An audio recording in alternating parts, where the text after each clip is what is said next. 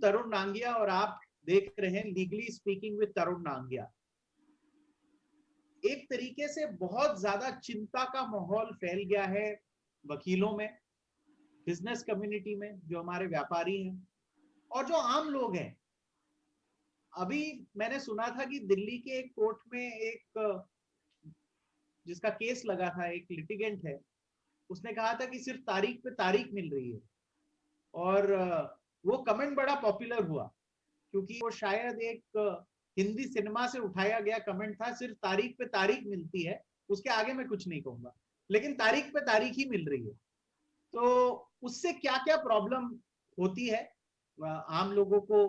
एक तरीके से पैसा भी खर्च होता है कोर्ट जाने में, और केस डिले होने से अगर कुछ पैसा मिलना है कोई अगर जजमेंट के पर, वो भी नहीं मिल पाता।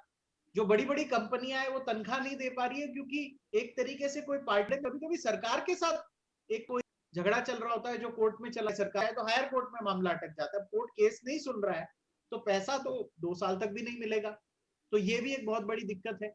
जो वकील हैं, छोटे मोटे वकील एक तरीके से, यानी जिनके पास छोटे मैटर्स होते हैं या कम मैटर्स होते हैं, उनके तो केसेस सुने ही नहीं जा रहे। लगभग 16-17 महीने में उनको तो बिल्कुल मौका नहीं मिला। आज हमारे साथ सीनियर एडवोकेट विवेक तनखा जी जुड़ रहे हैं। मैं उनसे कुछ आई थिंक आज से 6-7 महीने पहले मिला था। उन्होंने मुझे एक 18-19 पन्नों की लिस्ट दिखाई थी जिसमें वकीलों के नाम थे, और वो उन सब लोगों को पैसे भिजवा रहे थे या अरेंज कर रहे थे उनके लिए अनाज और पैसे, और कहा कि ये लोगों के पास एक तरीके से जो हर महीने जो आपको रोजमर्रा की चीजों के लिए पैसे चाहिए वो तक नहीं है, किश्त देना तो दूर की बात है। ये सारे मुद्दे आज हम कवर करेंगे कि व्यापारियों की क्या तकलीफ है, वकीलों की क्या तकलीफ है, और बाकी सारी चीजें। मेरे साथ एक बहुत एमिनेंट पैनल है, जस्टिस अर्जुन कुमार सीकरी जो सुप्रीम कोर्ट के जज रह चुके हैं। सर आपका स्वागत है।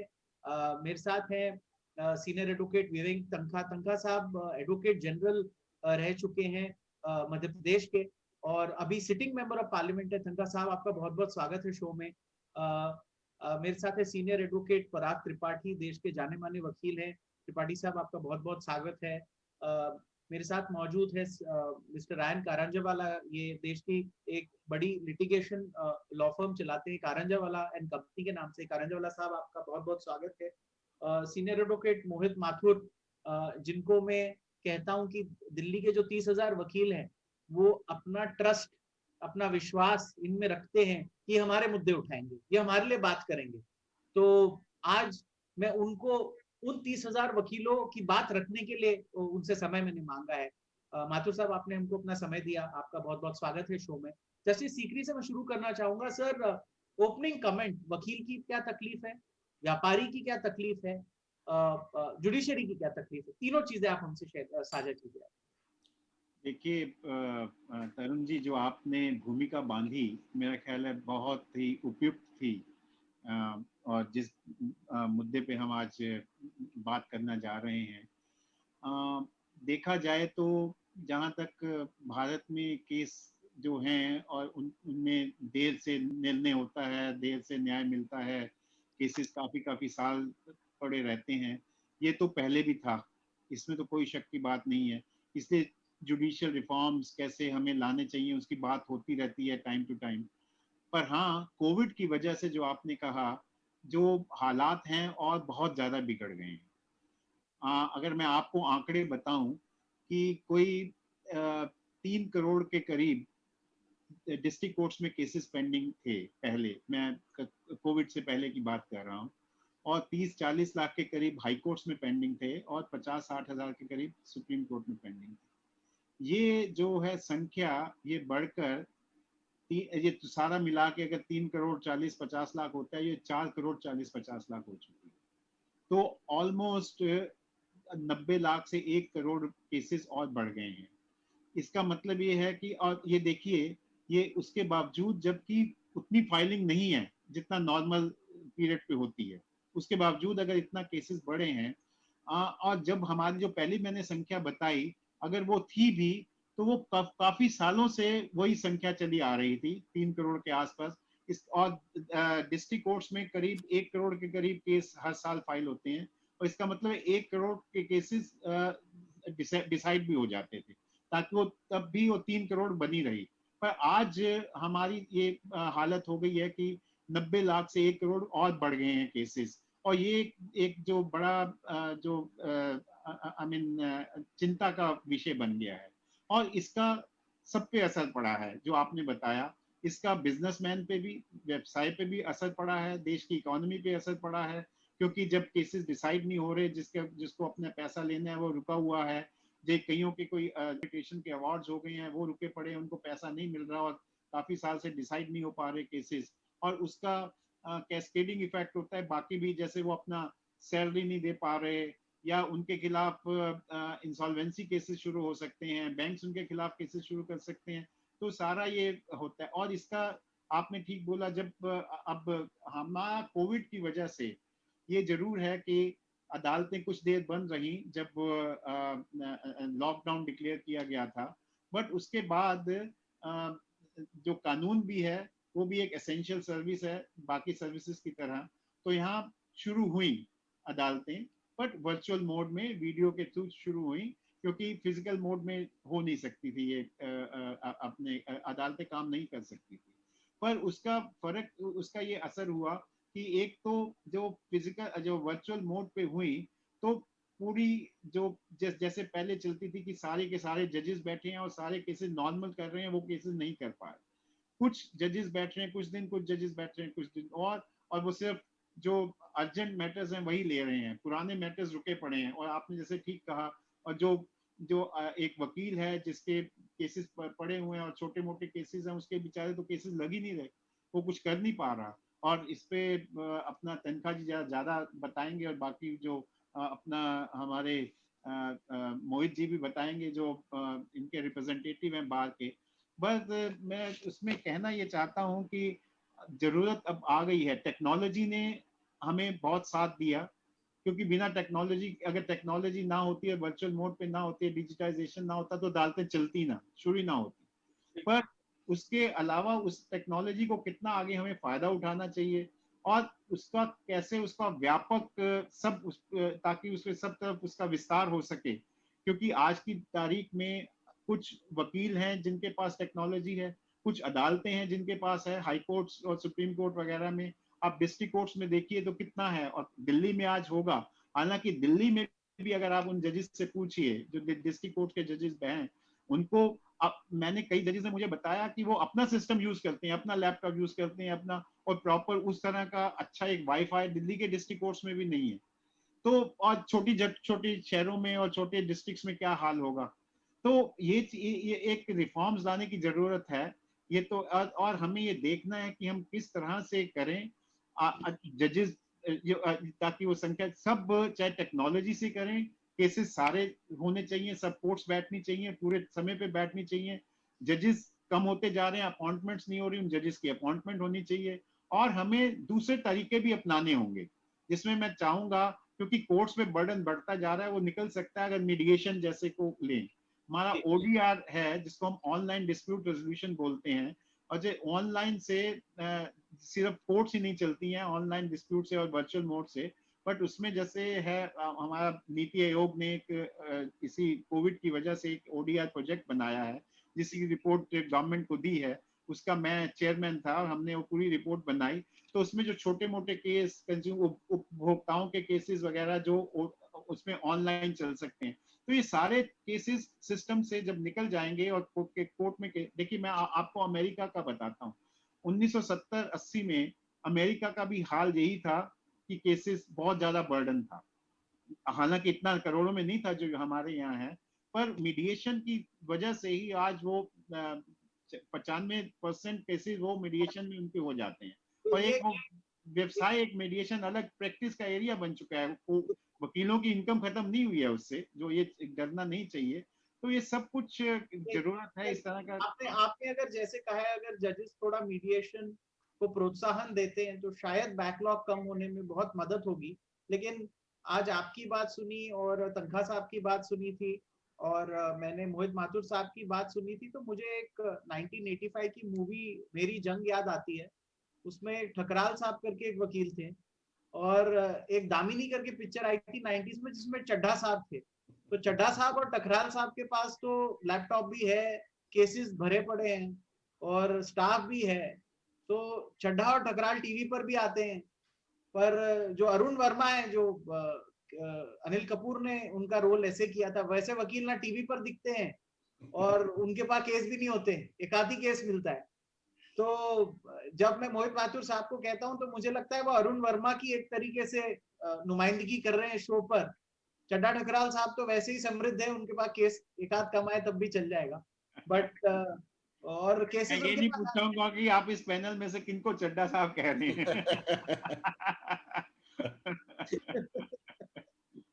शायद आज के पैनल पर चड्ढा साहब नहीं है, बट जब आप आएंगे तो मैं अवगत कराऊंगा उनसे आपको। मैं विवेक तनखा साहब के पास जाना चाहूंगा। सर, उस बात पर आते हैं कि आपने मुझसे आज से 6-7 महीने पहले कहा था कि कई पन्ने आपने मुझे दिखाए थे, मेरे पास एक कॉपी भी है उसकी, इतने सारे वकीलों को आपने मदद पहुंचाई और मुझे विश्वास नहीं हुआ कि वकीलों को पैसों की जरूरत है। मुझे लगता है वकीलों का पैसे होते हैं, ऐसा शायद लगता है हम सबको कि वकीलों के पास पैसे होने चाहिए, होते हैं वकीलों के पास। पर आपने कहा नहीं नहीं नहीं, आपकी गलत फहमी है। बहुत सारे छोटे छोटे कस्बों में कोर्ट तो पूरे देश में है, तो वकीलों की सच में हालत इस बार बुरी हुई है। दिल्ली में भी मुझे माथुर साहब ने बताया कि दिल्ली में भी तकलीफ में है वकील, ऐसा नहीं है कि किसी गांव और कस्बे की बात है, दिल्ली में भी है। तो आप इसको किस तरह देखते हैं? एक तो व्यापारियों और बिजनेसमैन की तकलीफ और वकीलों की तकलीफ, आपके हिसाब से कैसे इससे बाहर निकला जाए? वकीलों की तकलीफ ऐसी है कि वो बेचारे बोल भी नहीं पा रहे, वो बीपीएल की कैटेगरी में भी नहीं आते हैं, ना एफ्लुएंट कैटेगरी में आते हैं। और इस कोविड काल में आप देखिए, मध्य प्रदेश में 1 लाख वकील है, छत्तीसगढ़ में 50,000 वकील है। आपने कितने वकीलों को वीसी में देखा? 100, 150? रेस्ट की क्या हुआ? लोअर कोर्ट तो बंद थे 1-1 साल तक, एविडेंस नहीं हो रही है। तो वकीलों की हालत कोई अप्रिशिएट ही नहीं कर रहा था। इनफैक्ट हम तो परेशान थे बोल बोल के, बार काउंसिल से बोल रहा था मैं, बार एसोसिएशन से बोल रहा था मैं, चीफ मिनिस्टर से बोल रहा था। और जो वकीलों को जो सहायता भी मिली बहुत कम मिली, 5,000 रुपए दे दिया आपने, 2 साल में 5,000 का होता क्या? तो मेरा कहने का मतलब यह है कि मैं सीकरी साहब से बहुत ज्यादा एग्री करता हूं। देखिए, कोविड टाइम बहुत एक्स्ट्रॉर्डिनरी टाइम है और ये टाइम एक प्रकार से रिफॉर्म का भी टाइम था। We are going into a next generation of reforms. हमने रिफॉर्म्स गवर्नमेंट में तो देख रहे हैं, जुडिशरी में हमको नहीं दिख रहा है। गवर्नमेंट में रिफॉर्म्स की बातें हो रही है, इंप्लीमेंट भी हो रही है, लॉ भी बन रहे हैं। आप बताइए, जुडिशरी में बारिंग एक वीसी का सिस्टम, वो भी इतना अनसैटिस्फैक्टरी है। आप हाई कोर्ट और सुप्रीम कोर्ट छोड़ दीजिए, दिल्ली हाई कोर्ट बहुत अच्छा है, सुप्रीम कोर्ट अच्छा है, but so many high courts में अभी भी आप वीसी सिस्टम में जाओ तो आप you don't see court proceedings. Open court का जो कॉन्सेप्ट है वो it is now taken a back seat. आपको लिंक में तब ज्वाइन किया कराया जाता है जब आपका केस कॉल होता है। आपको ये भी नहीं पता होता है कि मेरा केस कब कॉल होगा, क्योंकि आप हियरिंग तो सुन नहीं रहे हो कुछ। तो इतना हम 2 साल में ये सब चीजें तो इंप्रूव कर ही सकते थे। जुडिशियल अपॉइंटमेंट्स तो पहले भी नहीं हो रहे थे, अब कोविड के बहाने से और कम हो गए। आप बताइए, किसने बोला था गवर्नमेंट को कि तुम जुडिशियल अपॉइंटमेंट्स नहीं कर सकते हो? ट्राइब्यूनल्स खाली पड़े हैं, हाई कोर्ट्स आधे आधे स्ट्रेंथ पे चल रही है, सुप्रीम कोर्ट पे कितनी सारी वैकेंसीज हैं। डोंट यू थिंक ये सब चीजों पे ध्यान देना चाहिए था सबको? आप अगर लोगों को अपॉइंट नहीं करोगे, ये भी इनएडिक्वेट है स्ट्रेंथ, और इनएडिक्वेट स्ट्रेंथ का भी आप हाफ पे काम कर रहे हो। अच्छा, वो हाफ का भी वीसी में उसका और हाफ हो जाता है। अच्छा, दूसरा हमने ये भी देखा कि जो वीसी में जो टाइम फ्रेम था फॉर कोर्ट वर्किंग कम हो गया था। I am not talking of all high courts and all जजेस। बहुत बहुत 1-2 घंटे बाद कोर्ट उड़ जाती थी, क्योंकि लैक ऑफ केसेस से या only urgent matters were being taken up. मैं इसलिए नहीं कह रहा हूं, मैं इसलिए कह रहा हूं कि जैसे सीकरी साहब ने बोला 4.5 करोड़ केसेस आ चुके हैं। आप इन जजेस को 24 घंटे भी आ दो और बार एसोसिएशन को बोल के अपने मेंबर्स को खड़ा भी कर दो, तो कितने केसेस की हियरिंग होगी? आप समझ नहीं रहे हैं। आप इसको towards the state of collapse ले जा रहे हो। जनता नहीं बोल रही है इसका मतलब नहीं जनता सफर नहीं कर रही है, whether it's commercial, property, personal, any aspect. हमको बहुत ड्रास्टिक रिफॉर्म्स करने पड़ेंगे जुडिशरी में भी। हमको अपने प्रोसीजर्स के बारे में सोचना पड़ेगा, अपनी हियरिंग्स के बारे में सोचना पड़ेगा, अपने तरीकों के बारे में सोचना पड़ेगा। आप अगर रिफॉर्म, मैं तो सीकरी साहब से एग्री करता हूं, may be somebody like him, इनका कमीशन बनाइए ऐसे ऐसे फॉरवर्ड लुकिंग जजेस का, जो एक रिफॉर्म का एक पैकेज सामने रखें। क्योंकि देखिए, this is also specialised thinking, ये हर आदमी नहीं कर सकता है। जो सिस्टम को समझता है वही कर सकता है। और आप कहते हैं वीसी, नो वीसी आप लिमिटेड वीसी करते हो। अच्छा, आप और कोई वीसी कर सकते हैं, आपके पास टेक्नोलॉजी। हमने जो हाई कोर्ट्स में देख रहे हैं, बहुत सारे हाई कोर्ट्स में आधे वक्त तो हमारा जब केस कॉल होता है तो वो ऑन ही नहीं होता है। I am not even able to present my case, मतलब केस ही नहीं बता पाता हूँ। कितनी बार मेरे साथ हुआ है इन डिफरेंट हाई कोर्ट्स। तो आई एम सॉरी, जुडिशरी के पास भी एक अपॉर्चुनिटी थी to improve.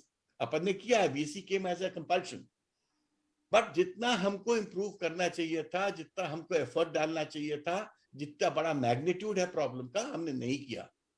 And it's time कि हम लोग सब स्टेक हो, ये रिस्पॉन्सिबिलिटी किसी जजेस की नहीं होती, खाली पूरे स्टेक होल्डर्स की होती है, इसमें एग्जीक्यूटिव और लेजिस्लेचर भी इन्वॉल्व है। तो हम लोग सबको मिलके फिर से सोचना पड़ेगा कि हम ये 4.5 करोड़ केसेस का निपटारा कैसे कराएंगे। क्रिमिनल केसेस बताइए, लोग जेल में हैं, अब आप 20 साल बाद उनको छोड़ दोगे तो उससे होने क्या वाला है innocent. It's not only commercial cases, even criminal cases. तो मेरा कहना है कि situation is serious, reforms are needed, reforms के लिए सीरियस एफर्ट होना चाहिए, और ये सीरियस एफर्ट के लिए सब स्टेक होल्डर्स को मिलकर आगे बढ़ना चाहिए। आपने बहुत एक तरीके से दृढ़ता से एक तरीके से सारे जो आपने पॉइंट रखे हमारे सामने, इसके लिए धन्यवाद। पर मैंने एक तरीके से, हम अगर हॉलीवुड मूवीज कभी देखते हैं तो दिखता है कोर्ट्स की एक तरीके से दशा बहुत अच्छी होती है, ऐसा लगता है कोर्ट में जाया जाए। हमारे यहाँ कोर्ट की हालत ठीक नहीं है। लोअर कोर्ट के जजेस तो ये भी कहते हैं कि हम ही को पता है हम कैसे जाके काम करते हैं दफ्तर में, दफ्तर की हालत बहुत खराब है। वकील तो फिर भी तंग आ जाते हैं 2 घंटे में जाके, जो बड़े वकील लोग कहते हैं वहां तो जाने का मन नहीं करता है, जज तो वहां बैठ के काम कर रहे हैं। तो हमने जजों पे तो ध्यान ही नहीं दिया। मतलब लोअर कोर्ट्स की, हाई कोर्ट शायद बेहतर हो, लेकिन लोअर कोर्ट्स की हालत तो बहुत बहुत तकलीफ में है जजेस। मैं बात भी करता हूँ किनसे तो वो कहते हैं तरुण यहाँ काम नहीं किया जा सकता, और हमको जज कहते हैं सब, हमको इतनी रिस्पेक्ट देते हैं, और हम जहां बैठे वहां गंदगी है। बिल्कुल ठीक है। कोर्ट्स में हालत बहुत बुरी है इस देश में। तो मुझे एक बार याद है कारंजावाला साहब ने एक सजेशन दिया था, कोर्ट फी का जो पैसा आता है उसी को इंफ्रास्ट्रक्चर में अगर लगा दें, थोड़ी कोर्ट फी कमर्शियल मैटर में बढ़ा करके, तो कोर्ट्स में जजों की जो व्यवस्था है वो अच्छी हो सकती है। और क्रिमिनल मैटर जैसे आपने तंगा साहब ने कहा कि 20-20 साल लोग अंदर, वो अलग बात है, लेकिन कमर्शियल मैटर्स को क्या हम सर्विस की तरह देख सकते हैं? क्योंकि हम तो सर्विस दे रहे हैं कि हम डिस्प्यूट रेजोल्यूशन फास्ट करेंगे, क्या वो हो सकता है? ये मैं जानना चाहूंगा हमारे पैनल से। एक छोटा सा अल्पविराम लेते हैं और आते हैं उसके बाद। Welcome back. ब्रेक के पहले आपने देखा कैसे तनखा साहब ने कहा कि सिस्टम कोलैप्स हो जाएगा, अब आपको कोर्ट्स पे एक तरीके से ध्यान देना पड़ेगा। तनखा साहब दिल्ली में बड़े बड़े उद्योगपतियों और एक तरीके से ऐसे मैटर्स को रिप्रेजेंट करते हैं सुप्रीम कोर्ट के सामने, पर जब ये अपने मध्य प्रदेश में जाते हैं जहां से ये आते हैं, वहां सारे जो वकील हैं वहां करके उनसे भी इनका जुड़ाव रहता है। तो ये दोनों हमको एक तरीके से एक व्यू देते हैं, ये दोनों साइड का उन्होंने हमारे से व्यू दिया। मैं कारंजावाला साहब के पास जाना चाहूंगा। आपकी तो एक तरीके से सर लिटिगेशन लॉ फर्म है, मैंने देखा है बहुत सारे लॉ फर्म्स में भी एक तरीके से दिक्कत आई है, केसेस नहीं सुने जा रहे, तो वकीलों के पास लॉ फर्म्स में भी जो काम करते हैं और जो जीसीज हैं प्राइवेट कंपनीज में काम करने वाले, उनकी भी तकलीफ है। तो आपको क्या लगता है इससे हम बाहर कैसे निकलेंगे? अभी एक बहुत ज्यादा यूनाइटेड एफर्ट करना पड़ेगा। सबसे पहली बात, जैसे पहले पैनलिस्ट ने बताई, सबसे बड़ी बात यह है कि एरियाज बहुत माउंट हुए जी, और वैकेंसीज भी बहुत बढ़े। तो चीफ जस्टिस और डिफरेंट हाई कोर्ट के जो चीफ जस्टिस हैं उनको इमीडिएटली जितने जजेस अपॉइंट होने हैं उनको अपॉइंट करना चाहिए, ताकि एटलीस्ट हाई कोर्ट की स्ट्रेंथ जी, 100% नहीं हो तो 90% तक तो आ जाए, सुप्रीम कोर्ट की स्ट्रेंथ 100% नहीं हो तो 95% तक तो आ जाए, ताकि ज्यादा काम शुरू हो। जी, दूसरी बात, जब आपने ठीक बात की और विवेक ने भी ठीक बात की कि कोर्ट का इंफ्रास्ट्रक्चर बहुत बढ़ना चाहिए। जी, उसके लिए मेरा एक सजेशन ये था, सिर्फ कोर्ट फीस अपॉर्चुन नहीं होने चाहिए। मैंने एक और दूसरी बात कही थी आपके पुराने शो पर कि हिंदुस्तान में एक सिस्टम ऑफ अवॉर्डिंग कॉस्ट नहीं रहता। नॉर्मली जब जजमेंट आती है तो उसमें एंड में एक सेंटेंस होता है, both sides to bear their own cost. मैंने कहा अब जजों को सोचना चाहिए कि यदि कोई केस में इक्वल स्ट्रेंथ नहीं थी और कोई फ्रिवलेस केस था और ऐसे केसेस थे, तो कॉस्ट अवॉर्ड करो। कॉस्ट अवॉर्ड करो, लाख रुपए, 50,000, 20,000, 1 लाख, 2 लाख। सो और ये जो कॉस्ट आएंगे, ये कॉस्ट को अपॉर्शन करो, cost to be paid directly to a particular fund, legal aid fund और व्हाटएवर, कोर्ट इंफ्रास्ट्रक्चर फंड, जो भी फंड बनाओ, ताकि वो पैसा सारा कोर्ट के इंफ्रास्ट्रक्चर पर लगाया जाए, ताकि हर एक कोर्ट के अंदर ज्यादा से ज्यादा, और स्पेशली डिस्ट्रिक्ट कोर्ट में ज्यादा से ज्यादा वीसी और इस किस्म के फैसिलिटीज आते जाए। क्योंकि कोविड की जो हाल है, nobody can be quite certain कि सेकेंड वेव के बाद थर्ड वेव नहीं आएगी, आएगी तो कितने देर के लिए आएगी, कब आएगी। So you have to prepare for a time when maybe these kind of pandemics will come every year। यदि वो हाल होने वाला है तो फिर कोर्ट को कोई ऑप्शन नहीं है कि court should be able to function physically when the pandemic is not there and fully virtually when the pandemic is there। to that मोहित ने वो आपके पुराने शो पर बताया था कि कितने फाइल डिजिटलाइज करने चाहिए, ये इंफ्रास्ट्रक्चर होना चाहिए, ये सब चीजें डेवलप करनी पड़ेगी। पर इमीडिएटली सबसे ज्यादा आई थिंक टॉप प्रायोरिटी होगी कि कोर्ट्स का सैंक्शन स्ट्रेंथ पूरा करो। तो एक ये आपने बात की, मैं अभी पराग त्रिपाठी साहब के पास जाना चाहूंगा। दिल्ली हाई कोर्ट में आपने मुझे एक अलग प्रोग्राम में बताया था कि 62 वैकेंसीज हैं, 62, जिसमें से 30 पदों पर जजेस हैं नियुक्त और 32 नहीं है, और उसमें से भी अभी कम ही केसेस सुन पा रहे हैं, वो पूरे 30 भी शायद केसेस सुन नहीं पा रहे हैं। आप एक तरीके से क्या, आपका एक तरीके से राय रखना चाहेंगे इस?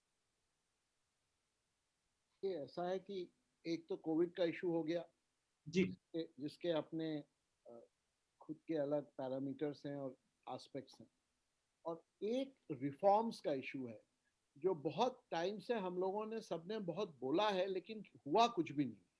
जी, रिफॉर्म के 3 लिम्स आप कह सकते हैं। एक तो जैसे वरिष्ठ पैनल में सबने बताया, एक तो vacancies have to be filled up, चाहे वो कोर्ट में हो, चाहे high court, supreme court, district court, tribunals, बिना वैकेंसी फिल किए कैसे सर्विस मिल सकती है जो आप जुडिशियल सिस्टम से चाहते हैं।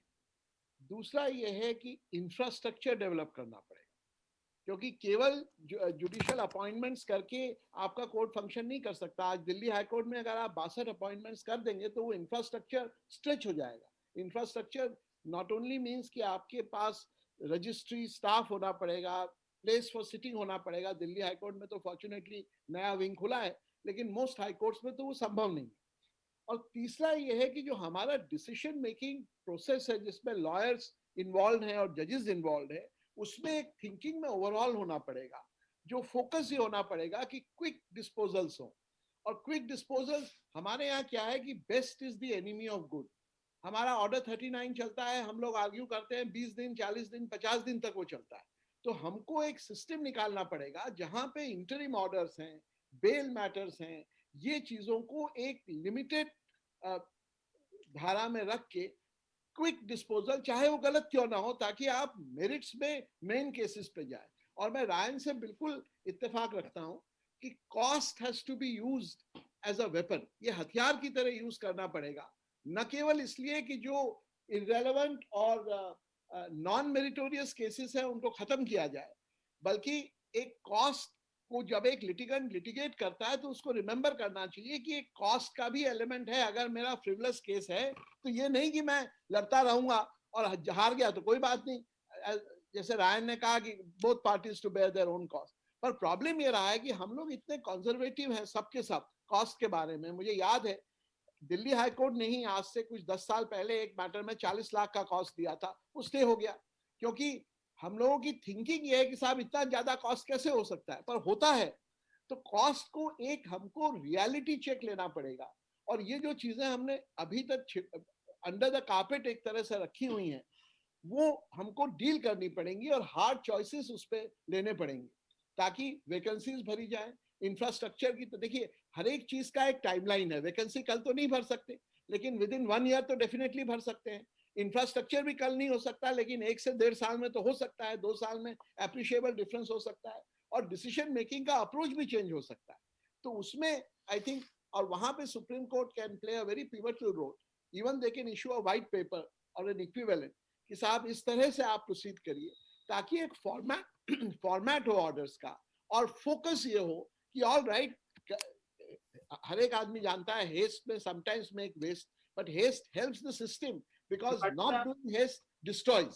त्रिपाठी साहब, जैसा आप कह रहे हैं, हेस्ट यानी जल्द, अगर अब हम जल्दी हम ये करें कि नियुक्तियां जल्दी हो, इंफ्रास्ट्रक्चर जल्दी इंप्रूव हो, तो एक तरीके से सबका फायदा होगा। कोविड में अगर डिजिटलाइजेशन जल्दी हो गया, तो शायद कोविड का ही एक तरीके से उदाहरण लेके इंफ्रास्ट्रक्चर और नियुक्तियां भी हो जाएं। हमको पता है कि पिछले हमारे जो चीफ जस्टिस थे, उनके टाइम पे सरकार और एक तरीके से कोर्ट में अग्रीमेंट नहीं हो पाया, अपॉइंटमेंट्स नहीं हो पाए। क्या डिसएग्रीमेंट था हमको नहीं पता, लेकिन अपॉइंटमेंट्स तो नहीं हो पाए। तो मुझे लगता है कि ये जो हमारे अभी चीफ जस्टिस ऑफ इंडिया में रमन्ना साहब, इनके ऊपर एक तरीके से बर्डन ज्यादा आ गया है, क्योंकि अपॉइंटमेंट्स तो हो नहीं पाए थे, तो उनके ऊपर आ गया कि अब उनको करने पड़ेंगे, वरना तो ये बढ़ता जाएगा। इससे तकलीफ होने वाली है। अगस्त में हमने जैसे देखा जजेस के रिटायरमेंट से, आगे भी है, तकलीफ तो बढ़ती जाएगी।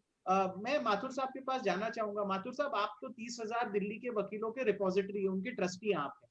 आप उनके मुद्दे या उनके मुद्दे लेकर हमसे आज साझा करेंगे। तनखा साहब ने, जैसा आपने देखा शो पे, बहुत स्ट्रांगली कहा कि सिस्टम कोलैप्स कर जाएगा, अब आपको निर्णय लेने का समय आ गया है, आप इसको निर्णय लीजिए। करंजावाला साहब ने भी एक तरीके से ये कहा कि कॉस्ट लगाइए और इंफ्रास्ट्रक्चर इंप्रूव कीजिए। जजेस तकलीफ में, जजेस को एक तरीके से लोअर कोर्ट ही सबसे इंपॉर्टेंट है, वहीं से केसेस सारे हाई कोर्ट में आते हैं, वहां की स्थिति ठीक करिए। आपको क्या लगता है क्या होना चाहिए? तरुण, जितनी ये बातें मेरे से पहले पैनलिस्ट ने सबने करी, मैं इन सारी बातों से इत्तेफाक रखता हूं, मगर मेरा एक और मुद्दा है। ये सारी बातें हमारे डिस्कशंस के लिए तो बहुत अच्छी हैं जी, बट ये इम्प्लीमेंटेशन में ना जो है हर चीज का बहुत समय लगता है। जैसे त्रिपाठी साहब ने कहा कि एक दिन में तो हो नहीं सकता, और जैसे तुमने एग्जाम्पल दिया दोनों पिक्चरों का, उन दोनों में चड्डा साहब और ठकराल साहब एक ही एक्टर थे, अमरीश पुरी जी। तो आज की तारीख में तुम्हारे वीसी में ना वो सिर्फ वो 1-2 ही दिख रहे हैं। जैसे तनखा साहब ने कहा कि 100-150 वकील ही नजर आते हैं। तो यू राइटली सेड कि मुझे अगर 30,000 वकीलों का, 20,000 वकीलों का, 25,000 वकीलों के लिए उनकी बात को रखना है, तो उनकी बात तो यह है कि भाई हमारी विपदा की तरफ ध्यान तो दो। ये सारी रिफॉर्म्स होती रहेंगी, सब में 1.5-1.5, 2-2 साल लगेगा, मगर मुझे रोटी तो आज रात को भी खानी है, मुझे कल दोपहर में भी खानी है, मेरे बच्चों को स्कूल भी जाना है, उनकी फीस भी देनी है। आपको पता नहीं होगा, एक लॉयर्स की एक कलेक्टिव कुछ एक इनिशिएटिव सा बना है, जिसमें कुछ सीनियर्स ने मिलके अभी तक 13-14 वकीलों के बच्चों की स्कूल फीस दी है। जो सिर्फ उनके बच्चों की वो स्कूल फीस नहीं दे पा रहे, उन वकीलों के बच्चों की मदद कर रहे हैं। ये तो मैं सिर्फ दिल्ली की तुम्हें बता रहा हूं। पिछले साल हमने 650 से 700 वकीलों को एक वन टाइम एक्स ग्रेशिया कुछ दिया था। वो सिर्फ एक टेम्पररी मदद थी कि चलो पता नहीं शायद 4-6 महीने में ये खत्म हो जाएगा। बट ये तो महामारी ऐसी इतनी मार के गई है कि दूसरी वेव ने तो बिल्कुल ही कमर तोड़ दी।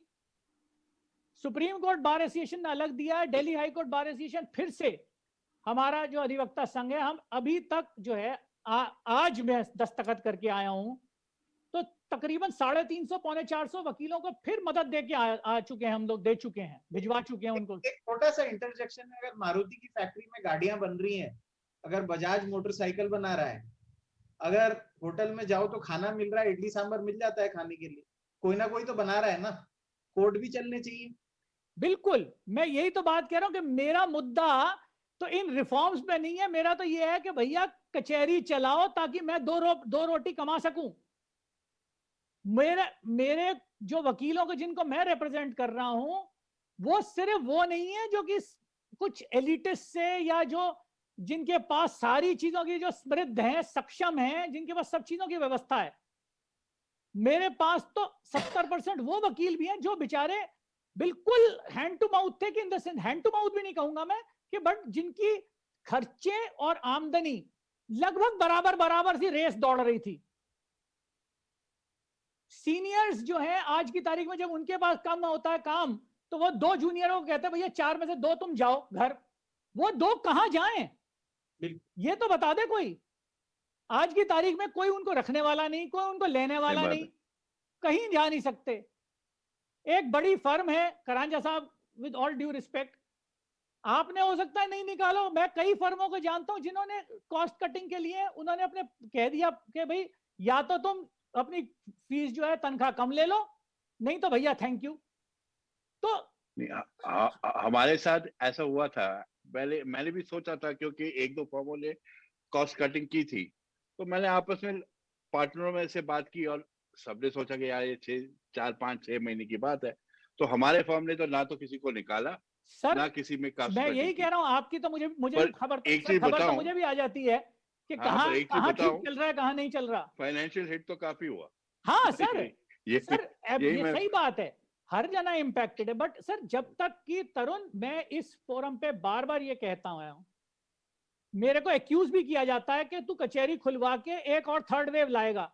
मैं कहूंगा अगर थर्ड वेव नहीं आई तो थर्ड वेव के नाम पर कई वकील चले जाएंगे, बेचारे चल बसेंगे। बट नहीं माथुर साहब, क्योंकि अब सब कुछ खुल गया है, फैक्ट्रियां खुल गई है, रेस्टोरेंट खुल गए हैं, मैं खुद यही मॉल तो कह, खुल दिखता है, नहीं, मार्केट। एक और बात आपने तरुण रेस्टोरेंट मैं खोल एक और दिए, बात सिनेमा हॉल तरुण मैं खोल दिए। एक और बात कहना चाहूंगा। मोहित ने कोर्ट के अंदर बहुत लोगों को वैक्सीनेट भी करवाया है।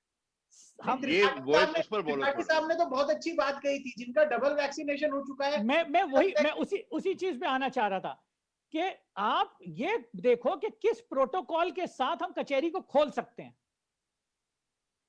आपको कुछ ज्यूरिसडिक्शंस में जिनको लगता है, जिन वकीलों को डर लगता है, उनको उस हाइब्रिड मोड में रहने दो जी।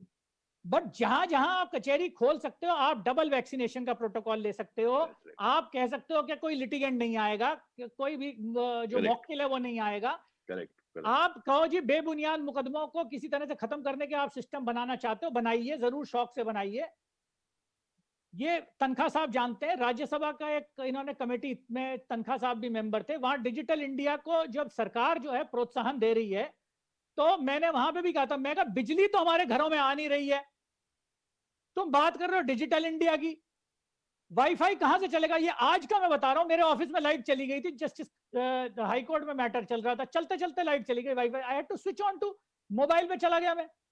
बट ठीक है, मैं कर सकता हूं तो कर लिया। बट आज जो मुकदमे वकीलों को कचहरी चाहिए जहां वो जाके अपनी फरियाद रख सकते हैं, अपने मौकिल के लिए मुकदमा लड़ सके, 2 पैसे कमा सकें। राज्यसभा चल रही है, तनखा साहब ड्यूटी पर देश की सेवा में जाते हैं, वहां भी पूरे देश से लोग आते हैं। राज्यसभा तो बंद नहीं हुई, नहीं चल रही, कोई जगह अब जितने अनलॉक हुए हैं कोई जगह बंद नहीं हुई। अब आपने मेट्रो भी कह दिया 100% पे चला दो, बसें भी 100% पे चला दो, वहां ठस ठस भर के बस जल सकती है। हवाई जहाज चल रहा है, रेलवे चल रही है, हाँ, मगर वहां तो पूरे जो है अपनी जितनी भी सीमा उनकी है उससे भर के ज्यादा जो है जा सकते हैं। हर आदमी अपनी जो है ब्रेड मक्खन सब खरीदने के लिए मार्केट जाता है, मगर कचहरी में आते आते उसे डर लगने लगता है, पता नहीं क्यों। आप प्रोटोकॉल बनाइए, आप कहिए डिस्टेंस रखिए, सब कुछ करिए, मगर कम से कम अब तो कुछ तो कंसिडर करिए। अब होना चाहिए, अब एक तरीके से आप चाहे फेस्ड मैनर में करिए, बट कुछ तो कम से कम एक, जिसे कहते हैं ना light at the end of the tunnel, कुछ नजर तो आए कि रोशनी आ रही है। एक बात मैं अच्छी कहना चाहूंगा कि हम नेताओं को बहुत क्रिटिसाइज करते हैं। नेता मैं इसलिए कह रहा हूँ, तनखा साहब हैं तो नेता भी हैं, वकील भी है, तो नेता काम पे लग गए। हम कहते हैं नेता काम नहीं करते, नेता काम करने लग गए हैं। राज्यसभा में जा रहे हैं तो कोर्ट में कोई नहीं आ रहा। तरुण जी, एक देखिए, जैसे सुप्रीम कोर्ट है जो वर्चुअल मोड में ही रहा, वहां भी 72 लॉयर्स, वी लॉस्ट 72 लॉयर्स। तो ये केवल इमोशन से चीज नहीं डिसाइड की जा सकती है।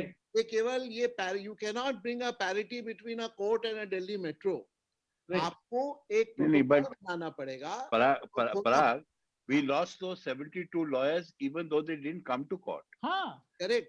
See, what Therefore- happened is some हाँ। people got it sitting in their own homes. Ryan, See, you're sometimes when कई बार जब वेव आती है इतनी ज्यादा खतरनाक आती है, तो और आप दिल्ली स्पेशली इतनी ज्यादा अनप्रिपेयर्ड थी कि बिल्कुल बहुत से मेरे अपने ऑफिस में 4 लोग वी लॉस्ट 4 पीपल। रायन, आप इमेजिन कर सकते हैं अगर कोर्ट खुला हुआ होता तो क्या हाल होता। नहीं, सर I ये agree. इमेजिनेशन, सर ये सोच ही चक्कर नहीं क्या है, सकता। हम इमेजिन करने के लिए But- सिर्फ एक इस एक और भावना को protocol लेके, डर आप को लेके खोलिए। हम कर रहे हैं। देखिए प्रोटोकॉल इतना कैसे इतना खोलिए, मैं आपको कहना चाहूंगा कि डर दोनों तरफ है।